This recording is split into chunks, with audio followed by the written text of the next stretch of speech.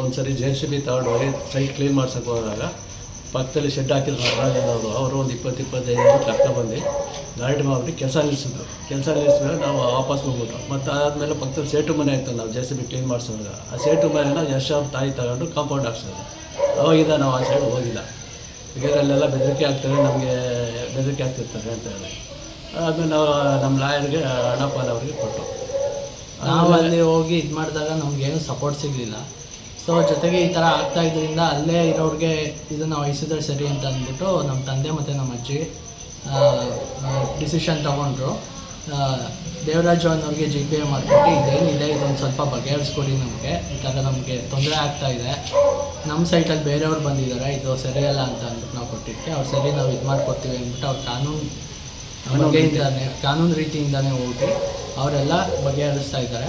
ಅದಕ್ಕೇ ನಾವು ನಿಮ್ಮ ಸಪೋರ್ಟ್ ಕೇಳ್ತಾ ಇದ್ದೀವಿ. ಯಾರ್ಯಾರು ಆ ಜಾಗಕ್ಕೆ ಬಂದಿದ್ದಾರೋ ನಮ್ಮ ಜಾಗ ಅಂತ ಅಂದ್ಕೊಂಡು ಕಾನೂನು ಪ್ರಕಾರನೇ ನೀವು ಹೋಗಿ ಅದೇನಿದೆ ಬಗೆಹರಿಸ್ಕೊಳ್ಳಿ. ನಮಗೂ ಬೇರೆಯವ್ರಿಗೆ ತೊಂದರೆ ಕೊಡಬೇಕು ಅಂತ ಇಷ್ಟ ಇಲ್ಲ, ಇಷ್ಟು ನಾನು ಕೇಳ್ಕೊತೀನಿ. ದಯವಿಟ್ಟು ಕಾನೂನು ರೀತಿ ಸಹಕರಿಸಿ.